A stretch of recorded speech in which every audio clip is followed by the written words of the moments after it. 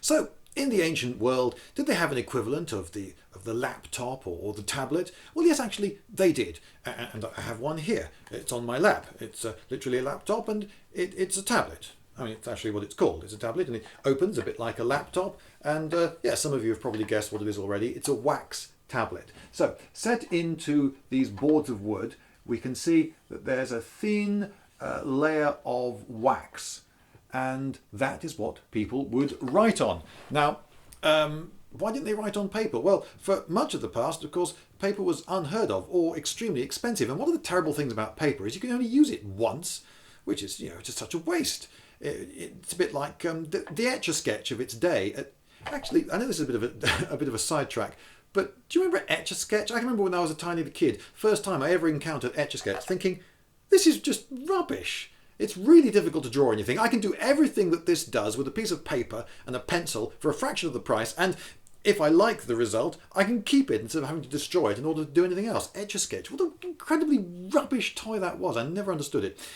Anyway, back to this. So, wax tablet, and you'd write on it with one of these. It's a stylus. You've got a point at one end, and you've got a flat thing at the other end for rubbing out. Now, you probably know that different scripts were designed to be written with different tools. So, for instance, cuneiform was designed for being written in clay with a square stick. Runes were for carving into wood, and the capital letters of the Greek and Roman alphabets were quite good for chiseling into stone and so forth. And Chinese for writing with a brush and ink.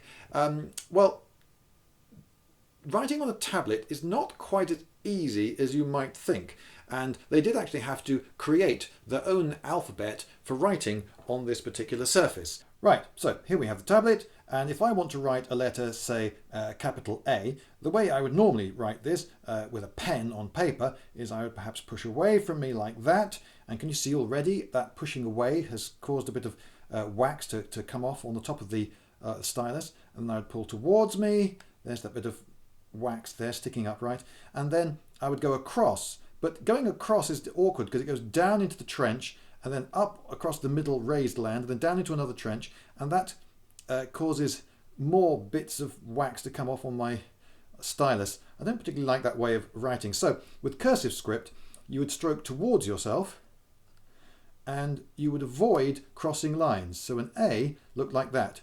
Line there, a line there, and instead of a crossbar, a little tick in the middle, and that would be an A. This is cursive script. A B would be a line towards you, and then a waggly line like that, and you've got a B. C, instead of going up away from you and down and around, which is a little bit awkward, instead you would just start at the top and do a sort of hook like that, and that would be a C. Now, there were in fact lots of different ways of writing different letters, and of course you don't have to do it as big as this. But I won't do that whole entire alphabet. That's going to bore the hell out of both of us. Another example is an M. There are several ways of writing M. One of them was just long stroke, short stroke, long stroke, short stroke. Now, one thing I can report from using this particular example is that when you're trying to erase what you've written, you have to put in a fair bit of elbow grease, at least when it's cold. And I suspect that these things worked a great deal better in the summer in the Mediterranean, when it was quite warm, than it did at other times of the year in other places, more northern climes. I found that if I put this in front of the fan heater for a short while, then it softens up enough to make it quite easy to erase. But when it's cold, you do have to work quite hard to flatten out everything that you have written. Now, I don't know, but it strikes me as perfectly feasible that they may have had things to put in the wax to make it either harder or softer. For instance, on a very hot day in the southern Mediterranean, maybe it could be that the wax got so hot that it actually became really gungy and sticky and difficult to write on. Because you need a certain amount of hardness to get clarity and speed of writing, but too hard and it's too flipping difficult to erase anything again. And it could be that there were things that you can put in wax to make it softer, to make it easier to write in the winter in Scotland.